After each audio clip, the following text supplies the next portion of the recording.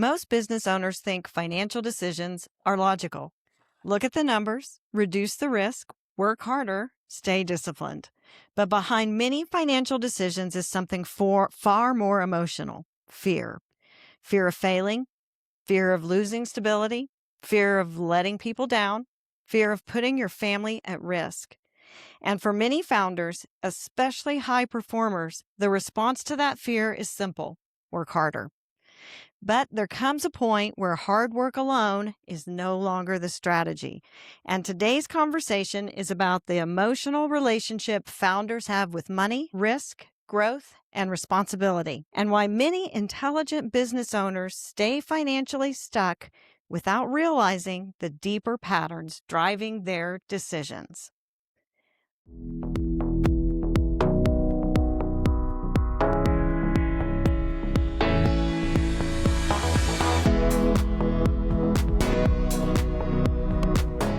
Welcome to Deals with Heels. I'm Debra, your host. Welcome to the show. Thank you for tuning in. We have a fantastic guest today. Her name is Sue Schuster. She's the head of partnerships at bizfi.io.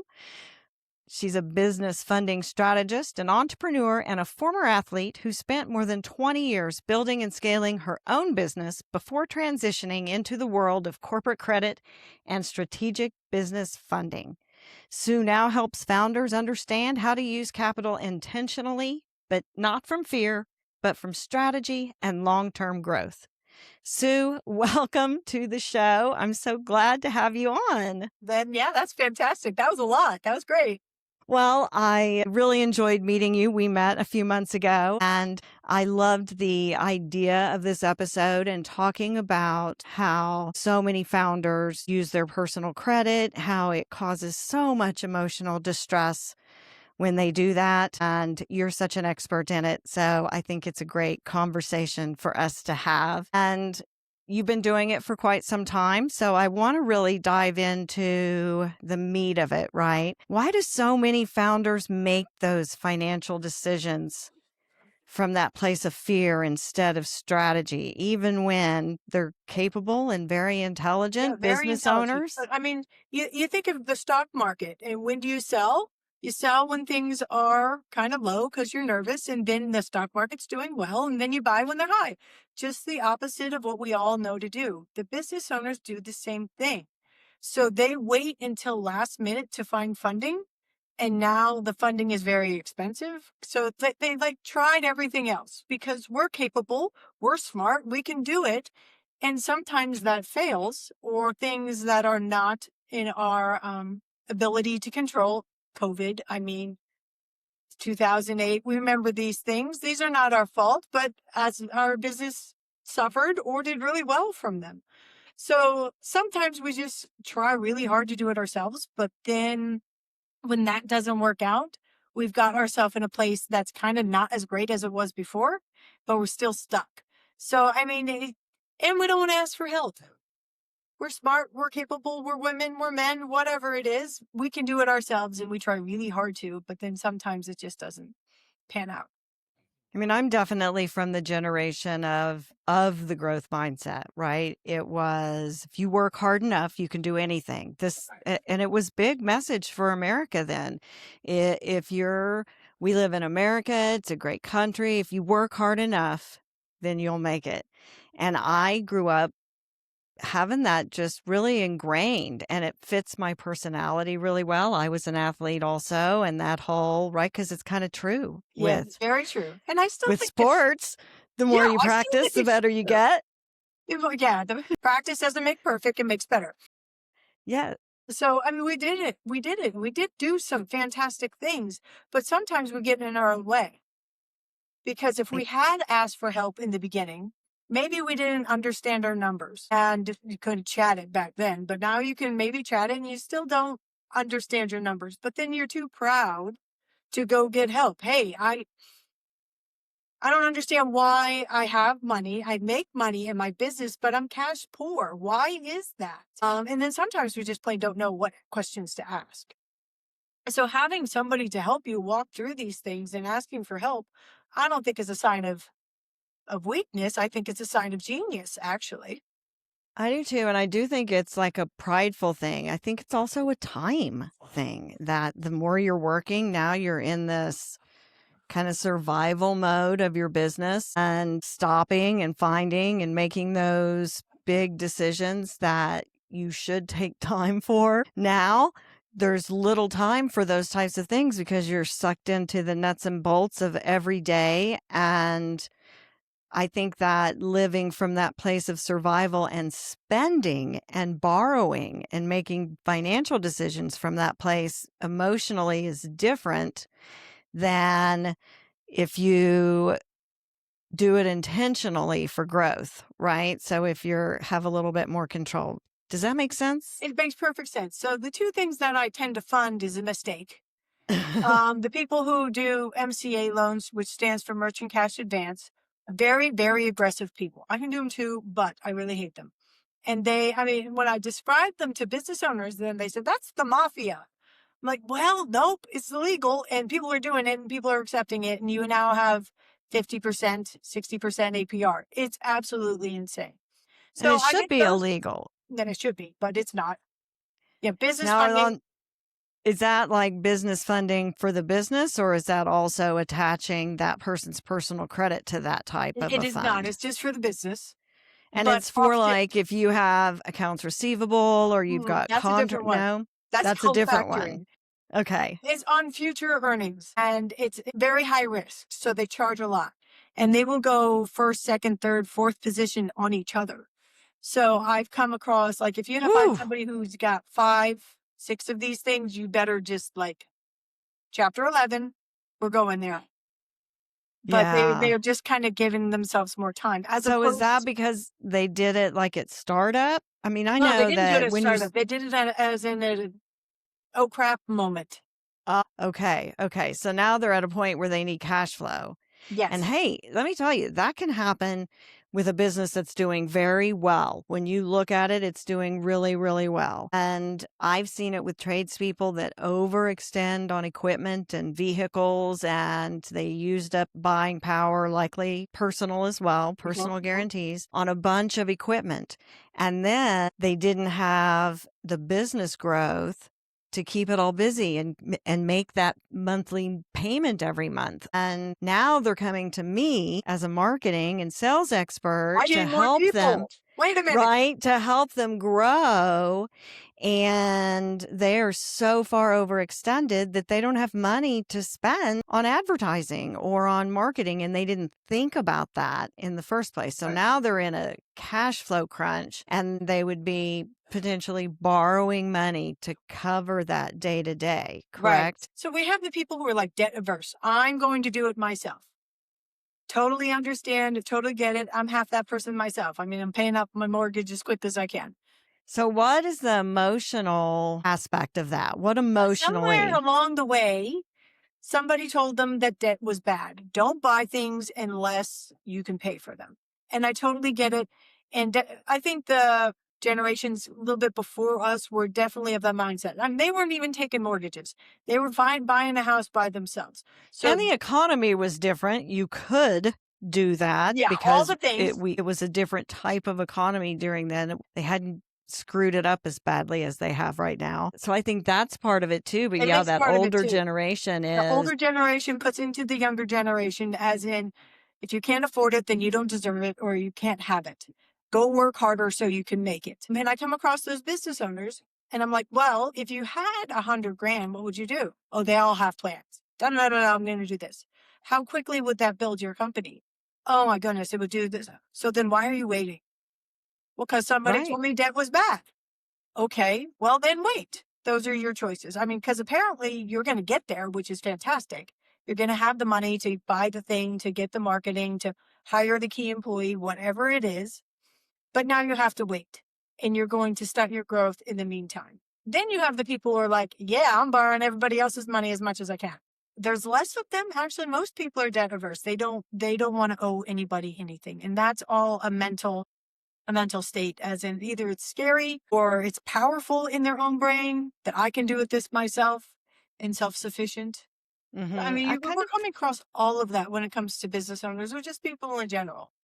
What about, I mean, I also think that a lot of times people are doing a personal guarantee. I bet the vast majority of people that start businesses, that's how they've gotten funding is under that venue, and they're nervous about getting more and how that could potentially affect their family's personal finances. For So sure. now they're averse to it and they don't understand kind of the differences between. Yeah, So let's talk about that a little bit. Like, of how course. difficult is it to get a startup loan in a company name without a personal guarantee? Oh, impossible. That's what I thought. So you're So going to what be you leveraged some either with your own money, investor and partner money, or right, money that you've borrowed on your own social security number if you start up, right? And then right. now you can come in and build from that, but most people don't. So Well, let's I talk mean, about the reasons why people don't do that. so you start with an SBA loan, most of us. And an SBA loan is not only personally guaranteed, but it's collateralized. Some states it's not. Like Texas, your house is not on the chopping block. So if your business goes down in most states, you could lose your house. Super scary. What we're doing, we also do some that are personally guaranteed but not collateralized. And when you're thinking about all these things, SBA loans, you're looking at 7, 8, 9% interest. That's great because there's no risk for the bank. If you do poorly and your business goes under, they get your house. There's no risk. So a lot of the other loans we're doing is just personally guaranteed, but there's not the risk of losing your house. You might lose your business, which is different than losing your house, but then the interest rate is higher. So on the collateralized loan where you could potentially lose your house, did you file a mortgage on that? Are they in third position behind your other two mortgages? Or how can they collateralize your house without an actual mortgage? Do you know what? Is that like forfeiture of assets? Is that what Yes, that is? that's pretty Okay, much. okay. Now I get it. Now I get Yeah, it. that's what it is. Okay. So what you can do kind of quickly when we're talking about corporate credit. Corporate doesn't mean corporate, it just means business. Not your it's your EIN number, not your social security. So what they're doing now is the SBSS, which is a combination of your personal and business credit put together. So in that realm is Dun& Bradstreet, Experian Business, Equifax Business. How do you build corporate credit? Only a minute, like small portion of things actually report. Most banks don't report. SBA loans? Nope, don't report. Isn't So that you're doing all fantastic? these Amex cards, don't report. Things that do report. Some smaller banks report. Gas cards report. Quill, Uline, Granger, they report. So what you want, and then they report to 1, 2, maybe 3 of these agencies. So it takes a lot of time of charging something to Uline. Maybe you're buying toilet paper because you're a home business and you don't really have that many expenses. Maybe you have a lot of equipment, or maybe you have a lot of inventory and you're still doing the same thing. So you get a 15, 30, 60 net term with these companies. You buy some stuff, you pay it off. You buy some stuff, you pay it off. It's all on what you have purchased and what you've paid off rather than what your revenue is and everything else, because that is usually not documented with them because they Right. Just guess. like your personal credit isn't. Your Right, personal credit's a representation of how you apply for, obtain, and use right. credit that's available to you. So I'm That's assuming it's kind of a similar way, it's especially similar. since two of those bureaus are also personal ones. Yeah, but they're completely separate. Yeah. Yeah. But it's similar in that. So what you're getting mostly on corporate credit would be more your equipment financing. It's Okay. not going to be working capital. But you could buy another, I like it for a tradesman, you're buying another truck, or you're buying walk-in freezer, or whatever you can get for the business HVAC system. I mean, things like that. MRI, Okay. whatever. But those are the things you're mostly buying on corporate credit, as opposed to here is a 10-year term loan or a line of credit. That's going to be personally guaranteed. Now, whether it's collateralized or not, that is up. And that's always, even after, let's say we build corporate credit, we have a great credit rating. Now we still can't get operating capital without a personal guarantee.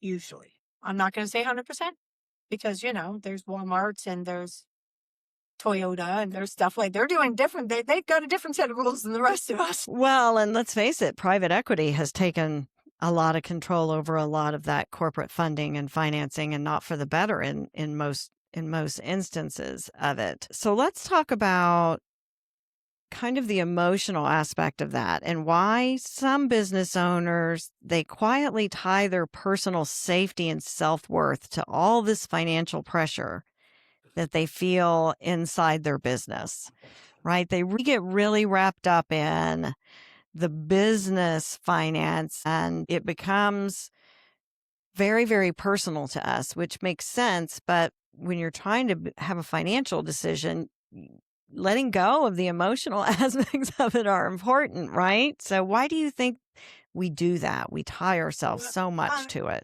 Yeah, well, as a business owner, like for 18 years, I used to own a swim school, and that was just another kid. I mean, I had two biological kids, but this is my other kid. And when I'm ever talking to business owners and they get all upset that there's another hair salon down the street or whatever else, I'm like, it's not your business and it can't be your business. So they can be a competitor, but your people are going to come to you because of you. You are the owner. It's your culture. It's your business. It's your everything. So that's why I don't worry about competition as much, because they can never replicate what I'm doing or what the business owner is doing. That being said, we tie everything to the business. When the business is doing really well, we're very proud of ourselves. We did it. Look at us. Yes. I'm printing my own money with my brain and the sweat off my back. So there you go. I mean, we're very excited for ourselves. Yay. Our family's excited. And then, things happen and it doesn't go as well, or maybe we have to sell. Oy, oy, oy. The emotion behind selling a business is amazing, is ridiculous. It's a loss. You feel like a lot. And then you're like, now what? Okay, I sold my business. It's Now like what? completion grief, right? You did it, you succeeded, you sold it, you're now what? And we can feel that completion grief about a lot of different things in our lives, but I can totally see it from a business perspective. Like, I finish a big thing, I hit my 100th episode, and it was such a big push to get there, and then I just didn't talk about it. It was weird, right? I'm a marketing person. What the hell, Deborah? You gotta. And it was like this kind of feeling of, it wasn't that I wasn't deserving. It was like this, now what? More of and it's kind of a loneliness almost once you do it. And then Right. okay, there's no big fanfare and there's no big, right? And so I'm Yes. wondering if it's kind of like that as It's well. very similar. I mean, it's lonely at the top. Who are we talking to? Well, we're So not talking to anyone. We're holding it in, exactly blaming what that's what we're ourselves, doing. and then working harder to make up for it. That's what it is. So that's why I love business coaches. I love CFOs. CFOs are fantastic because now you have somebody who's more your peer.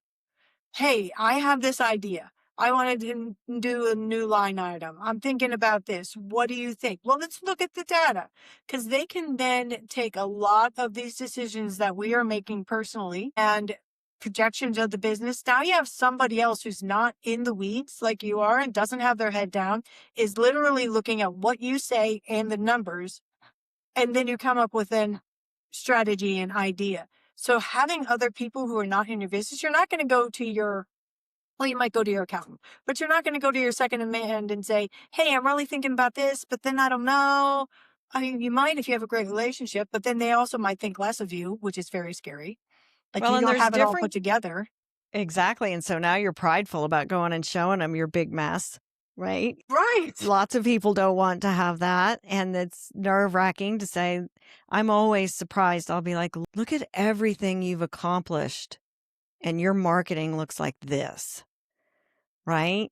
I had somebody one time, and he was struggling because he was losing clients because another person was coming in to do an estimate after him, and they would drop their price by $100 and he would lose them. And so I was like, well, they're closing the sale right then. So that's what you need to do. And he goes, well, I'm doing my presentation. And so I had him go through the whole and it was very professional presentation. And he was sometimes he does it online. He was showing me in his binder all of the different things. So he gets to the end, and that's it. It's over. He never asked for the business, not one time. And I was like, you are doing fantastic considering you've never one time asked for the business. You finish and then they just say, okay, let's do it. Or you walk away and you follow up later. And so he was having somebody coming in behind him who was just closing while they were sitting there. And I was like, even if you're not comfortable saying, you don't have to be high pressure, but you can say, listen, I'm scheduled out 2 weeks. Can I get you on the schedule? I mean, it could be as simple as that, but business owners are so resilient and they are able to work. It's like the work hard, work harder. He was working so hard and being able to find his way through. And he was successful. He'd been in business 5 years without doing that one thing. So now he's gangbusters even more. He has such a better understanding. But I think that sometimes you're right, we get in our way. We can't really. Yeah, having an outside person. If he didn't have you, then he would have just kept on doing I'm working as hard as I can. This is what I get. And it was just a little tweak. I mean, I'm a coach in the space of like dance, karate, gymnastics, swim, because that's where I come from. And I was talking to one of my people and I was like, in the business loan thing, we're doing really well. I need some more people. And he's like, well, who do you need? So I told him, he's like, do you have a job description? I was like, no, I know better.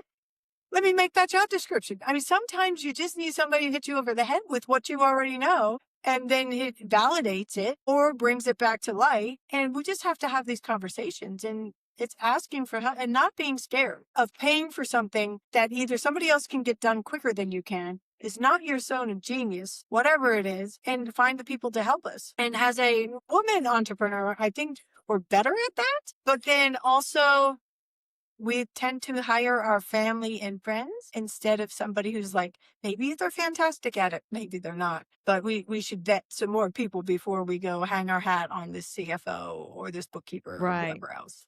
Well, I definitely have referred a fractional CFO before when somebody was just like, man, you've got all this overtime, you don't have enough people, you're under scheduling people, and then they have to stay. When they really are, that's not what my expertise is, but it'll free up a lot of money that you can spend on marketing That's and true. things that will help you in the ways that you're coming to me for help. But honestly, before I can help you, we need to clean this part up. And that's not what I do. And having financial people do a variety of different things. And I've had different kinds of them on my show, including you when you're more funding focused. Mhm. And the CFO looks at things differently than a regular accountant. Oh, for And sure. some people that are your tax accountants may be certified with the IRS and not have the same qualifications as your financial CFO. So it's important that you find the right help too. Yes, I often love to get help from people that I don't know because then I don't have to feel prideful. that's true. Hey, you came into my mess. This is my mess. Help me fix it. I mean, that's perfect. Exactly. But yeah, when you're talking about the financial people, you have the bookkeeper who keeps everything in order. Then Yes. you have the accountant. And some accountants don't even know all the tax strategies and research and development and all kinds of other things that you can do. I know everybody likes the tax strategy of 0 or negative, but when you're exiting or finding funding, this is not a great strategy. No, it is not. Even for your own personal self, if you're taking a loss, you can't even show income to buy a house or, right, because you show those tax returns. And I often think that a CPA, for example, their main goals are to keep you from being audited. I had one that didn't give me earned income credit or the child. I had 4 children under the age of 10 and was paying taxes, and that was it. He wasn't giving me all of those. But, well, you're at risk of being audited if we do that. And I found that the tax people that are certified from the IRS, they don't think in those terms. I think that's very old school thinking. But if you look at that IRS person is absolutely not going to help you with anything. No. And then you have your CFO person who is in the weeds and coming up with strategies and projections and everything else. So somebody counts a number, somebody reports to the IRS, and then somebody actually helps you with the business. Where I fit into that, I actually work a lot with the CFOs, and they're like, okay, ready to go. We need funding to do this. We need the funding for, like, we need another truck. We need this for our trades business or whatever else. So I get contacted by a lot of CFOs with my client needs. We need to fix the mistake with the MCA that we talked about previously, or we need new funding for something else to actually set the business on a different trajectory. And that's where I fit in. So if someone is out there that's really stuck in those MCA loans with horrible APRs, can you refinance them out? I'm working with somebody right now who's got four. She's got Wow. an amazing business though. So to do that, to get out of that funk and cycle, because that's what it is borrow and then you borrow. And you talk to the NCAP, oh yeah, I have returning clients. I'm like, because they're stuck with you. But, Right. Because but they'll if never you, pay you off. You just yes, keep but the, borrowing more. yes. So she has an amazing business with great revenues. We're refinancing those. If they have one or two, we can really work with it, because there's something we call a growth term loan that is a 2, 3, 5, or 10-year term loan that we can lump them all together and then pay this over time. MCA loans, like, people will have to repay them daily or weekly. It's usually when somebody Mm, says, oh, I owe these people weekly, I'm like, it's an MCA loan. You have. So if they have under two, definitely help them. If they have more than two, they have to have some great revenue. If they're really struggling with all of it, probably not. yeah, you might have dug yourself too big of a hole. I'm sorry. And I have seen that happen. I've seen those pay every week loans, and they are crazy for And the amount that you end up paying over time. And I haven't seen very many of them because I don't really dig into that part of someone's business, but I've known someone personally that did one and their business didn't survive it, but it right, wasn't going to survive or either, right? They right. were getting that out of a place of desperation. So there are options for if somebody's in that, because that's somewhere where somebody's really struggling when they have even one of those. It I can be, They're actually taken advantage of, that these MCA people will just call. Hey, I've got money for you. Fantastic. Let's do it. And they just don't vet them enough. And maybe it's just a time of, I need money now. Maybe it's hey, this sounds like they just caught them at the right time, or they're just too busy to go and look. But or maybe they're more trusting in our government that they're not going to allow people to straight up take advantage of us. And so they trust that they're getting something from them and that they're legitimate. And they just don't understand what the terms mean. Or in their mind, they think, oh, I'm going to be able to pay this off and it's not going to matter what those terms are right. because I have this big project. And that, I mean, there's a place for MCA loans, and that's usually it. I need to get from here, it's like as a bridge loan. I need to get from here to this place where I'm going to get a lot of money. I need to pay my people. I need to pay for inventory and everything. In the meantime, it's going to take me 3 months till I get to this place. Okay, then that's a, that's an okay place to use an MCA loan, but but you when got to you're be darn sure. using it, yeah, but if you're using it for survival. So for somebody out there that's really struggling right now in that moment and are, in that position, maybe you're doing well, they're selling, but there's a huge financial pressure on them because of things like that. What are some of the first steps they need to do in order to find their way out and find a way to refinance it? Are there things they can do to make it look better? I can't hide it because it is just data. So someone like me who works more as a broker and has many lenders to work with. So that's what I do. I hear the story. This is what's going on in the business. This is how long we've had it. I ask all the questions. And then a quick decline can be good, as in Mm-hmm. like, I'm sorry, I can't help you.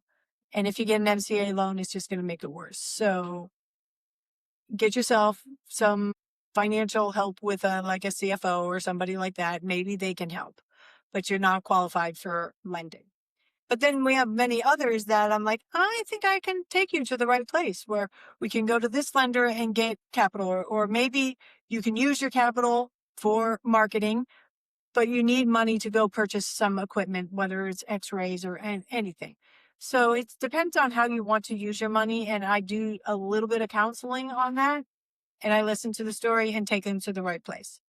And that's a really good, like if we reach back to what I was talking about before, where somebody has really spent all of their capital, all of their, like they didn't get a loan and they spent capital on their equipment that they bought instead of getting a loan. And now you can't get a loan for marketing and ongoing expenses. Sometimes we can refinance that equipment for some people to do that. They Okay. bootstrapped and they got their entire kitchen with a brand new everything, and now they're just not bringing enough people. So we can look to refinance that and get the money out of it That you paid cash putting that you it in paid there. cash for. But it's easier to do it on the front end to just purchase it. But Right. they didn't do that. So now we have to refigure it out.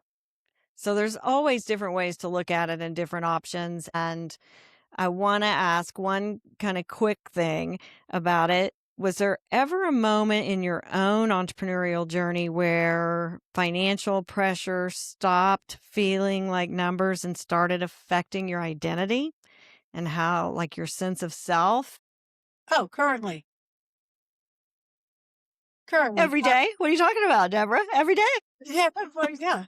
Because you have a family and everything else, so you have to make sure that you're bringing in the business. And then, as consultants, am I charging enough? Am I doing it Mm. right? I mean, you got all like when you don't have a set price. Well, I guess anybody does. The plumber's out there. Am I charging enough? Am I covering my expenses? Am I undercharging? Is it costing me money to go to this person's house and fix their sink? I mean, these are all things that we should be asking ourselves because we're worth a lot, but then we're scared to charge that. Just like give them a bill and then you like lay and pray. Please pay it. Yes. I mean, I spend a lot of time in that spot when I'm consulting. I have to say mostly women, but Yeah. some men as well, especially if they've been really corporate and now they're going on out on themselves. And suddenly all of this is the value is all about them. And it is like I posted all my pricing on my website, right? So Yeah, now that's the it's out price. there. That's what I charge. That's the price. And I so get I don't paid it. have to think about it anymore. I got to stand in that power and say, this is what I do and this is what it's worth. And I tell you what, even from, it doesn't matter if it's a tradesperson, a more of a business that has salespeople, or it doesn't matter, ranges the whole spread. Once they stop thinking about it and they just quote the price and walk away, be quiet, button up. They used to say, ask for the business, and the first one that talks loses.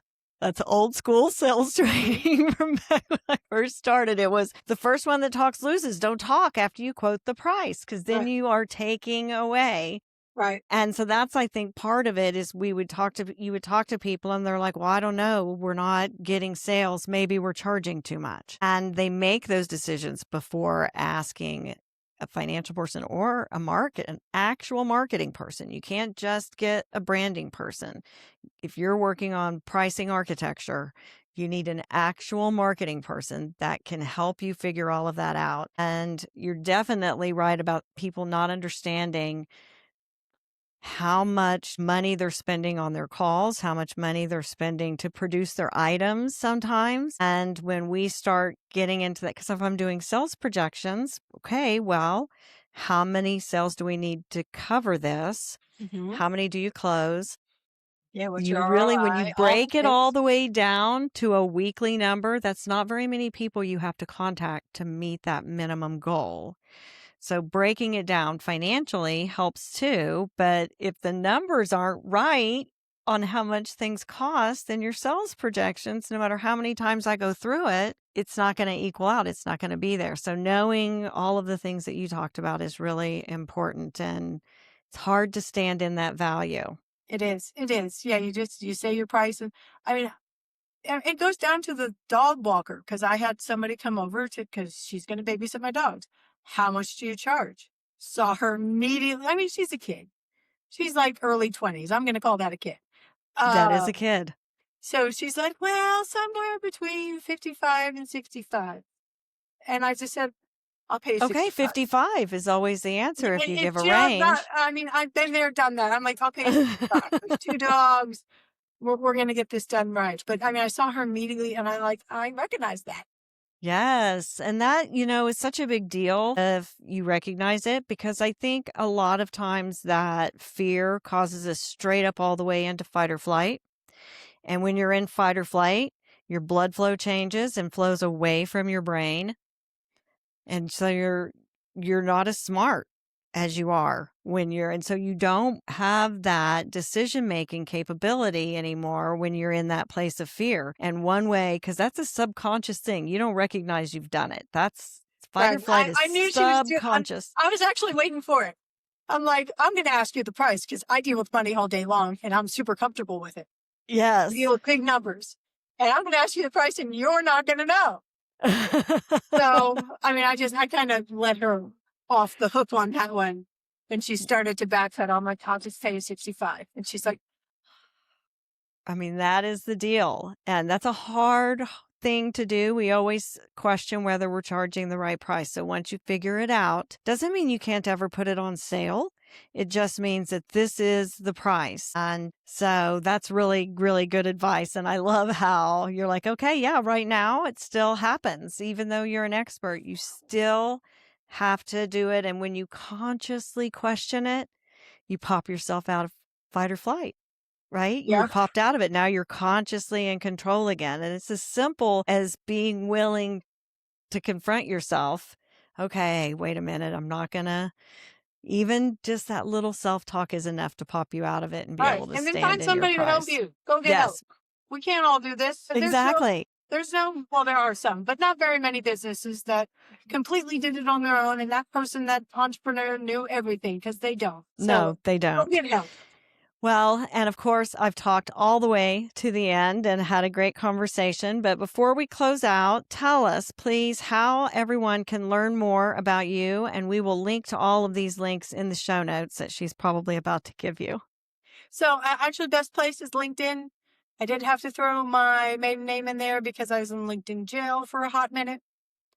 Yeah, happened. Again, bad advice I got. But so if you want to find me on LinkedIn, it's Sue Schuster, or just put in bizfi.io. It's like a rock star Pantana, but Yeah. it's Pantana, but it kind of sounds like that. And I will link to her LinkedIn in show notes as well. And then the easy one is my email, which is Sue, SUE, at biz-fi.io. So Sue at bizfi.io. Perfect. And if this conversation resonated with you, if it challenged how you think about leadership, decision making, or the patterns that shape how you run your business, then my work lives beyond this podcast in your growth. Thank you. My work focuses on helping leaders and organizations slow down and identify what's actually breaking beneath the surface and build sustainable growth grounded in clarity, trust, and alignment.